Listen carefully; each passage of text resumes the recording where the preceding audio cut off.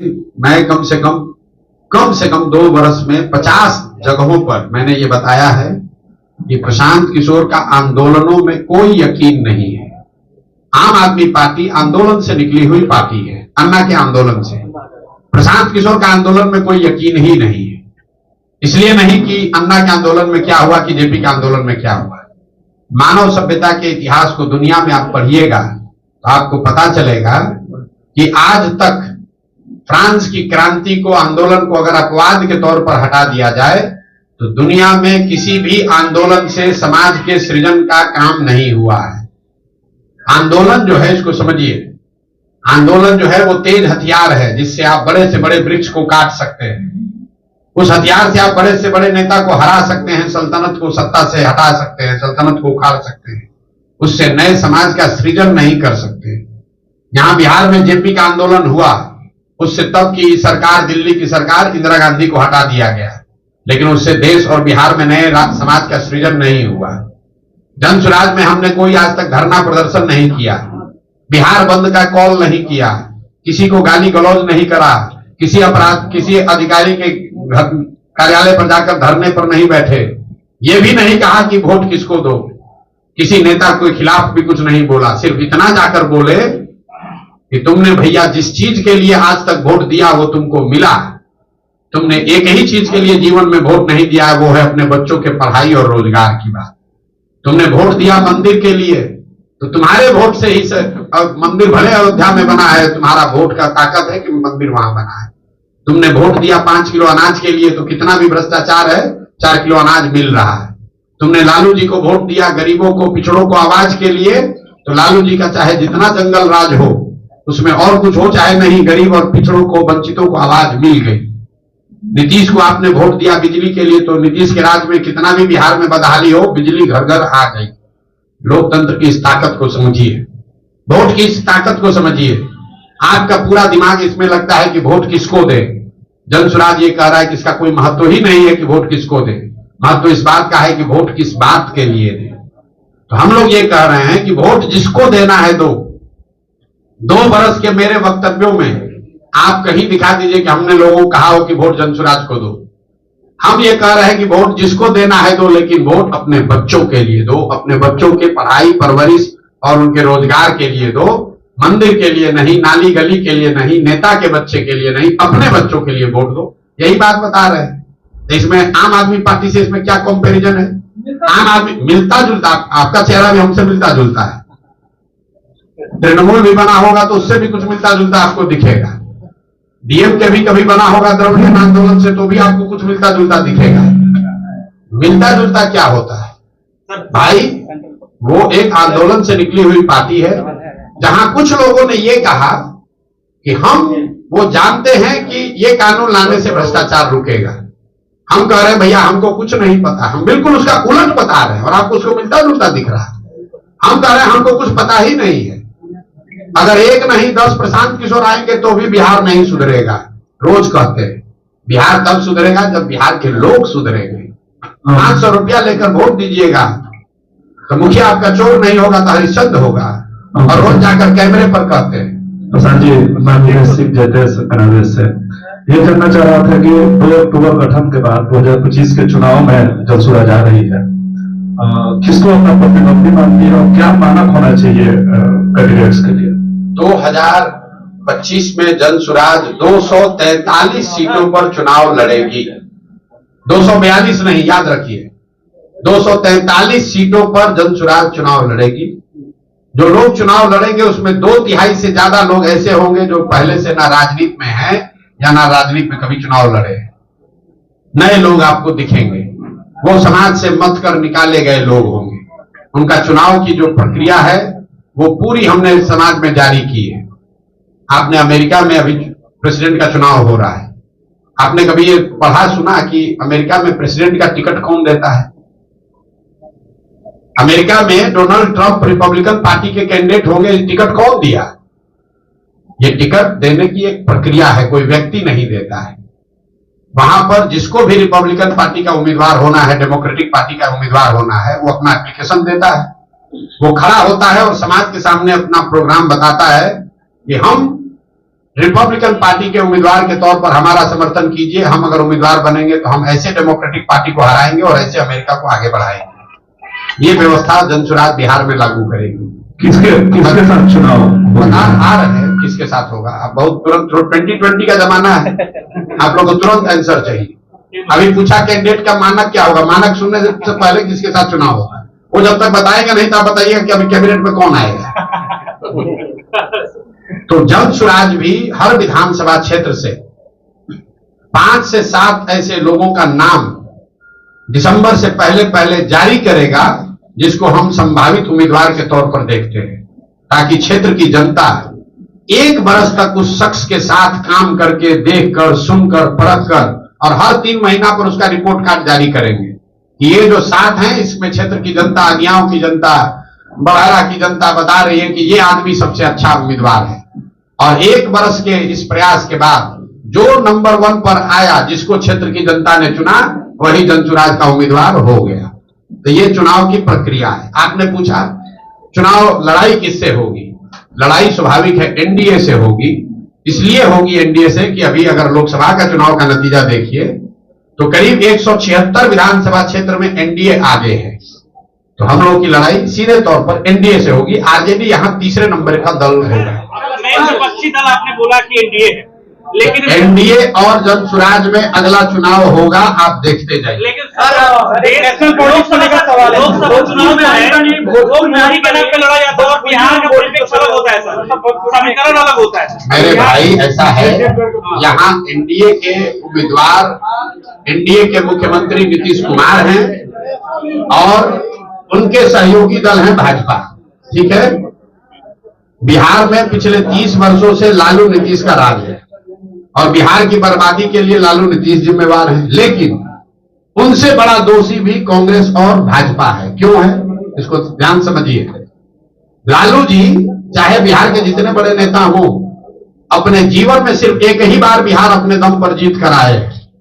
बाकी सारे समय बिहार को चलाने, लूटने का जो उन्होंने काम किया वो कांग्रेस की बैसाखी से किया।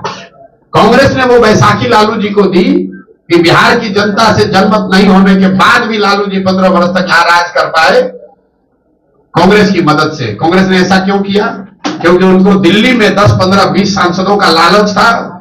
15-20 सांसदों की लालच में उन्होंने बिहार और बिहार के बच्चों का भविष्य लालू के हाथ में गिरवी रख दिया। यही काम आज भाजपा कर रही है। नीतीश बाबू आज तक जीवन में बिहार में कभी जीते ही नहीं है। इस विधानसभा में उनको 42 विधायक है, लेकिन मुख्यमंत्री हैं कैसे हैं? क्योंकि पीछे से भाजपा वाला अपना बैसाखी दिए हुए है। तो एनडीए से लड़ाई इसलिए है कि चेहरा नीतीश कुमार है और दोनों बैसाखी दिया है भाजपा वाला। 25 में भी तो ये लोग और भाजपा क्यों नीतीश को आगे किया है? 12-15 सांसदों के लालच में। क्या भाजपा को नहीं पता है कि बिहार देश का सबसे गरीब और पिछड़ा राज्य है? मोदी जी जिस विकास की बात कर रहे हैं, उनको ये नहीं पता है कि बिहार में क्या हो रहा है? उनको सब पता है। मनमोहन सिंह को भी पता था, लेकिन उनको यह भी पता है कि 12-15 को सांसद चाहिए तो बिहार मरता हो मरे, बिहार के बच्चे पलायन करते हो करे, हमको 15 को सांसद बिहार से आता रहे, बिहार का जो होना है हो। इसलिए यहाँ के दोषी लालू और नीतीश हैं, लेकिन गुनाहगार कांग्रेस और भाजपा को लेकर कोई स्टांस नहीं है। ये लोगों को, बिहार की जनता को भ्रम फैलाने वाले बात लोग हैं। आप कह रहे हैं कि स्पेशल पैकेज है। स्पेशल पैकेज का मतलब क्या है? आपको केंद्र सरकार की योजनाओं में जो केंद्र का कंट्रीब्यूशन है वो 60 के बजाय बढ़ के 80 या 90 हो जाएगा। कुछ जो इंडस्ट्री यहां लगेगी उसमें कुछ रियायत मिल जाएगी। आपको बता रहा हूं आंकड़ा, ये आप लोग तो कुछ पढ़ते देखते हैं नहीं। पिछले फाइनेंशियल ईयर में बिहार सरकार ने 51,000 करोड़ रुपया सरेंडर किया है, अपना पैसा, जो पैसा हम लोग को मिल सकता था। 51,000 करोड़ रुपया बिहार सरकार ने सरेंडर किया है, क्योंकि यहां पर इतने काहिल अफसर और सरकार है कि जो पैसा मिल रहा है उसका भी इस्तेमाल नहीं कर रहा है, और जो पैसा आया उसमें 30%, 40% चोरी कर रहा है, भ्रष्टाचार कर रहा है। तो ज्यादा पैसा आ जाएगा तो ज्यादा चोरी करेगा, उससे कैसे सुधार हो जाएगा? भाई आप बिहार की शिक्षा व्यवस्था पर 50,000 करोड़ रुपया खर्च कर रहे हैं और 50 गरीब का बच्चा भी नहीं पढ़ रहा है। अगर 50,000 करोड़ के बजाय 70,000 करोड़ मिलने लगेगा तो क्या उससे बिहार की व्यवस्था सुधर जाएगी? भाई आप अपना घर नहीं सुधारिएगा, अपनी पात्रता नहीं सुधारिएगा, तो कितना भी कोई पानी डालेगा तो बाल्टी अगर आपका चू रहा है तो कितना भी पानी डालेगा उसमें पानी टिकने वाला है। और इनको विशेष राज्य का दर्जा का ध्यान कब आता है? जब चुनाव आता है। भाई अभी तो एनडीए की सरकार यहां पर भी है और केंद्र में भी, काहे नहीं विशेष राज्य का दर्जा दे रहे हो, काहे नाटक कर रहे हो? छोड़िए विशेष राज्य का दर्जा का बात। हमने कहा कि सबको मालूम है कि अभी केंद्र में जो सरकार है वो नीतीश के समर्थन से के बगैर नहीं चल सकती, माइनॉरिटी है। आपने कहीं सुना कि नीतीश कुमार ने यह कहा कि भाई बिहार में बंद चीनी मिलों को आप चालू कीजिए, हम लोग आपको केंद्र में समर्थन देंगे? नीतीश कुमार को फुर्सत है? वो जाकर वहां दिल्ली बतिया रहा है कि हमारा मिनिस्टर कौन बनेगा, हमको सीट कैसे मिलेगा, 25 के बाद हमारी क्षमता नहीं है लेकिन 25 के बाद मुख्यमंत्री हमको खाली घोषित कर दो, हम तुमको समर्थन देंगे। आपने कहीं ये सुना कि नीतीश कुमार ने कहा हो कि चीनी मिल चालू होगा बिहार में तब हम समर्थन देंगे? आपको क्या लगता है अगर केंद्र की सरकार को यह कह दिया जाए कि बिहार के सांसद आपको तब समर्थन करेंगे जब केंद्र यहां के चीनी मिल चालू हो, तो चीनी मिल चालू होगा कि नहीं होगा? होगा कि नहीं होगा? आप बता दीजिए। अगर न भी हो, कम से कम कल एक टास्क फोर्स बनेगा, कल उस पर विवेचना शुरू होगी, कल चर्चा शुरू होगी कि चीनी मिल कैसे चालू किया जाए। विशेष राज्य का दर्जा नहीं मिल रहा है, चीनी मिल चालू कराने के लिए कंडीशन काहे नहीं रखे? क्यों नहीं रखे? यहां पर तो आपको अपनी कुर्सी प्यारी है, आपको फुर्सत कहां है बिहार के लोगों के बारे में सोचने का? बिहार का आदमी तो जाति के नाम पर आपको वोट नहीं देगा। आप कहिए बंधुआ तेजस्वी यादव दम हो तो किसी एक विधानसभा क्षेत्र में पैदल चल के दिखा दे। यात्रा तो क्या निकलेंगे, 25 गाड़ी आगे 25 गाड़ी पीछे, एयर कंडीशन बस में बैठ के खाने का 2-4 फोटो जारी करेंगे, 2 मुरेठा बांधेंगे, 4 लोगों को गाली गलौज करेंगे, कहानी खत्म। फिर लोगों को भरमाएंगे कि हम सरकारी नौकरी दे देंगे। देखिए ये लोगों को कैसे मूर्ख बनाते हैं ये लोग। कहता है 10 लाख लोगों को नौकरी दे देंगे, नीतीश कुमार खड़ा हुआ गांधी मैदान में आदमी कहता है कि हम 20 लाख नौकरी दे देंगे। यह आंकड़ा याद रखिए, बिहार में चपरासी से लेकर मुख्य सचिव तक 75 वर्ष में जितने लोगों को सरकारी नौकरी अभी मिली हुई है, टोटल संख्या है 23 लाख। 23 लाख लोग ही बिहार में सरकारी नौकरी करते हैं। ये बेवकूफ बनाने वाले नेता कह रहे हैं कि हम 10 लाख 1 साल में दे देंगे। चपरासी से लेकर मुख्य सचिव तक हर आदमी की काउंटिंग कीजिएगा तो सिर्फ 23 लाख लोग, 1.97% लोग ही सरकारी नौकरी में हैं। और कहता है हम सरकारी नौकरी देकर बिहार को सुधार देंगे। अगर मान भी लिया जाए कि दे देगा तो 98% आदमी को तो नौकरी से कोई लेना ही देना नहीं, ना है ना होगा, तो उसकी यात्रा को क्या देखे? भाई तेजस्वी यादव की क्या पहचान है? तेजस्वी यादव ने समाज के लिए कौन सा ऐसा पराक्रम किया है जिसके लिए हम उस पर टिप्पणी करें? तेजस्वी यादव की पहचान यह है कि लालू यादव के लड़के हैं। लालू यादव का दल है आरजेडी, तो उसके वो नेता हैं। आपका अपना दुकान है तो आपका लड़का उस दुकान का मालिक बन जाएगा कल, उसके लिए उसको कुछ परिश्रम तो करना नहीं है। लेकिन दुकान से लोग सामान खरीदने आए तब ना आपको कुछ उसकी क्षमता विद्वता देखी जाएगी। तेजस्वी यादव आरजेडी के लीडर है और वो लीडर इसलिए हैं कि वो लालू यादव के लड़के हैं, इतनी उनकी पहचान है। इसके आगे की पहचान उनको बनानी है तो उसके लिए परिश्रम करना पड़ेगा, काम करना पड़ेगा, करके कुछ दिखाना पड़ेगा। अभी तक ऐसा कुछ दिखा नहीं। ना विद्यार्थी के तौर पर उन्होंने बहुत बड़ा कोई तोप मारा है, तोप छोड़ा है। जो आदमी मुख्यमंत्री, देखिए मैं ये नहीं मानता हूं कि डिग्री पाने से कोई आदमी समझदार हो जाएगा। हम लोग के माँ बाप दादी, हर परिवार में ऐसे लोग हैं जो पढ़े लिखे नहीं लेकिन बहुत समझदार हैं। परिस्थितिवश आप पढ़ाई नहीं कर पाए, स्कूल नहीं था, साधन नहीं था, पैसा नहीं था, वो बात समझ में आती है। लेकिन जिसके माँ बाप मुख्यमंत्री हैं वो बच्चा 10वां नहीं पास किया, तो ये दिखाता है कि शिक्षा के प्रति आपकी सोच क्या है। जो आदमी 9वां फेल है वो बता रहा है कि हम बिहार के विकास का रास्ता बता देंगे। जिसको ये नहीं मालूम है कि जीडीपी क्या है और जीडीपी ग्रोथ क्या है, वो बता देगा कि बिहार का सुधार कैसे हो जाएगा। मतलब जो बिहार जो कह रहा है कि हम सोशलिस्ट, हमारे पुरोधा, हमारे पुरखियों का समाजवाद है, समाजवाद का जो डेफिनेशन खड़ा होकर नहीं बोल सकता है वो समाजवाद पर चर्चा करेगा। वो समाजवाद पर चर्चा करेगा। तेजस्वी यादव को मैं चुनौती दे रहा हूं, जरा खड़े होकर सोशलिज्म पर 5 लाइन बोल दो बिना कागज देखे हुए। क्या सोशलिस्ट है? सोशलिज्म है क्या? खाली ये बता दो। बता दो, हम मान लेंगे, आपको नेता मान लेंगे। 10 दिन कोचिंग ट्यूशन करके आओ, आपके कैमरे पर कह रहा हूं। 10 दिन कोचिंग ट्यूशन कर लो, रट लो, उसके बाद कैमरे पर आकर सोशलिज्म पर 5 मिनट बोलकर बताओ कि सोशलिज्म है क्या, क्या है समानता, क्या है समाजवाद। इतना हल्का मत कीजिए। ये बिहार में पिछले 30 वर्ष में जो शर्ट के ऊपर गंजी पहन ले उसी को आप लोगों ने नेता बना दिया है। न जिसको भाषा का ज्ञान है, न विषय का ज्ञान है, न शब्दों का समझ है। जो जितना गलत बोल रहा है, जो जितना बड़ा लंपट है, उसी को आप लोग बताते हैं जमीनी नेता है। इसीलिए ये दुर्दशा हुई है। ये ज्ञान की भूमि रही है, जहां भगवान को आकर ज्ञान मिला है। बुद्ध महावीर जहां पैदा हुए, वहां पर अनपढ़ और लंपटों को हम लोगों ने नेता मानकर और अपने आप को गौरवान्वित फील कर रहे हैं। और ऐसा मान लिया है कि समाज में कोई पढ़ा लिखा बचा ही नहीं है। नीतीश कुमार एक इंजीनियर हो गया तो लोग बता रहा है कि इससे बड़ा कोई पढ़ा लिखा है ही नहीं। अरे भाई, बिहार के हर गांव में नीतीश कुमार से ज्यादा पढ़ा लिखा और समझदार व्यक्ति है। जरूरत है कि उन बच्चों को ढूंढ कर निकाला जाए, उनको मौका दिया जाए। इनका कोई बपौती है, यही रहेंगे। मेरे भाई, जातीय जनगणना के हम पक्ष में हैं। जाति जनगणना होनी चाहिए। कोई भी गणना सर्वे जो सरकार कराना चाहे, जिससे कि समाज के अलग अलग वर्गों की जानकारी, स्थिति के बारे में जानकारी मिले, वो होना चाहिए। लेकिन जाति जनगणना हो जाने से सबकी स्थिति अगर सुधर जाती तो कोई ये पूछ नहीं रहा है कि भाई आजादी के बाद से अनुसूचित जाति जनजाति SC ST समाज की तो गणना हो रही है, फिर उसकी स्थिति क्यों नहीं सुधरी। बिहार में आपने जाति जनगणना करा लिया, आपने घोषित किया कि हर परिवार को 2 लाख रुपया देंगे। जरा बताइए किस किस परिवार को 2 लाख रुपया मिला है भैया? भाई, महागठबंधन की सरकार में नीतीश कुमार ने कहा ना जातिगत जनगणना हो गया, तो 30 वर्ष से जिन पिछड़ों को बेवकूफ बनाकर उनके नाम की उन्होंने राजनीति की, उन्हीं के सर्वे ने बताया कि उसके आर्थिक, सामाजिक, शैक्षणिक स्थिति में कोई सुधार नहीं हुआ। इन लोगों ने उसके बाद कहा कि हर परिवार को 2 लाख रुपया देंगे। ये बात पत्रकार भी भूल गए। कोई नहीं पूछ रहा भाई 2 लाख रुपया का क्या हुआ। वो 2 लाख रुपया कब दोगे? जल्दी दो, जल्दी दो। 2 लाख रुपया प्रति परिवार। जैसे तेजस्वी यादव ने कह दिया 10 लाख नौकरी दे देंगे, वैसे नीतीश कुमार ने कह दिया हर परिवार को 2 लाख रुपया दे देंगे। कहां से दे दोगे भाई?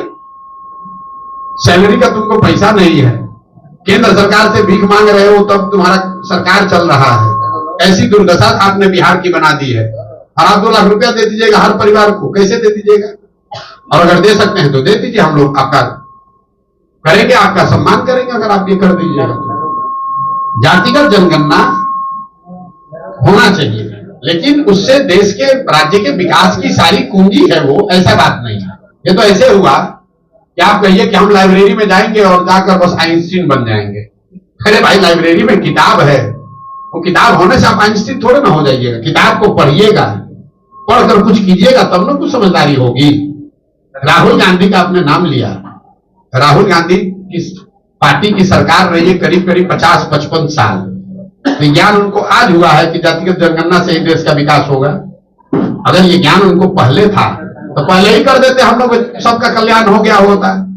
और मान लीजिए कि आज उनको ज्ञान हुआ, ये भी बात हो सकती है भाई आज उनको पता चला, आदमी हर रोज सीखता है। तो अगर आज ज्ञान हुआ है तो छोड़िए देश का बात, कर्नाटक में, तेलंगाना में, हिमाचल में 3 जगह कांग्रेस की सरकार है। वहां पर तुरंत जातिगत जनगणना कराना चाहिए और कराकर कर्नाटक, तेलंगाना और हिमाचल की गरीबी को दूर कर देना चाहिए। पूरा देश नतमस्तक होकर राहुल गांधी को मान लेगा कि ये भगवान के भेजे हुए नए दूत हैं। इनके पास वो पूंजी है, वो तरीका है कि भाई जातिगत जनगणना होगा, गरीबी खत्म हो जाएगा खटाखट। कल आपने कहा था कि 40 सीटों पर मुस्लिम कैंडिडेट उतारिएगा। अगर 19 सीटों 40 सीटों पर आरजेडी अगर कैंडिडेट उतारती है मुस्लिम, तो आप क्या करेंगे? मेरे भाई, मैंने कोई मुसलमानों के नजरिए से नहीं कहा है। जो जन सुराज का फॉर्मूला है, जन सुराज सिर्फ काबिल आदमी को चुनाव लड़ाएगा। हमारे लिए काबिलियत पैमाना है, लेकिन हर समाज में चुनाव तो 243 आदमी लड़ेगा और बिहार में काबिल तो लाखों लोग हैं।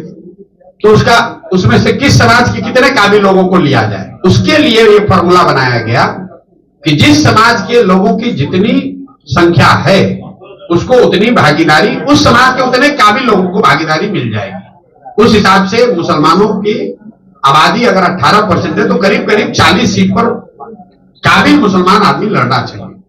हमने आरजेडी को लेकर दूसरी बात कही।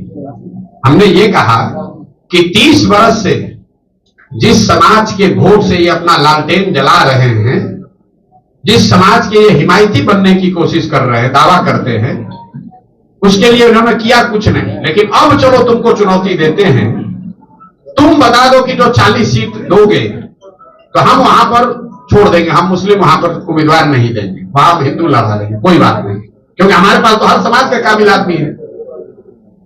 लेकिन इनका दम नहीं है। हमने कहा अगर वो चुनौती स्वीकार कर ले तो पहले देकर दिखाएं। भैया जहां सबसे ज्यादा मुसलमान होता है वहां जाकर खुद चुनाव लड़ते हैं ये लोग। इनके भाई जहां चुनाव लड़े थे, जरा जाकर देखिए कि उस क्षेत्र में कितने मुसलमान, जो जितना बड़ा नेता है आरजेडी का, वो खोजता है यहां मुसलमान कितना है ताकि हमको मुफ्त का वोट मिल जाए। इसलिए ये चुनौती दी है, और अगर चुनौती स्वीकार करेंगे तो हम मान भी लेंगे। कटिहार एक जिला आपने सुना होगा, कटिहार में 47% मुसलमान है, वहां आरजेडी ने एक भी मुसलमान को टिकट कभी नहीं दिया है। ये तो मुसलमानों को बेवकूफ बनाते हैं। जहां मुसलमानों की आबादी है वहां पर उसको टिकट नहीं देंगे, जहां मुसलमानों की आबादी नहीं होगी वहां टिकट दे देगा, हार जाएगा, और जहां मुसलमानों की आबादी होगी वहां खुद चुनाव लड़ते हैं।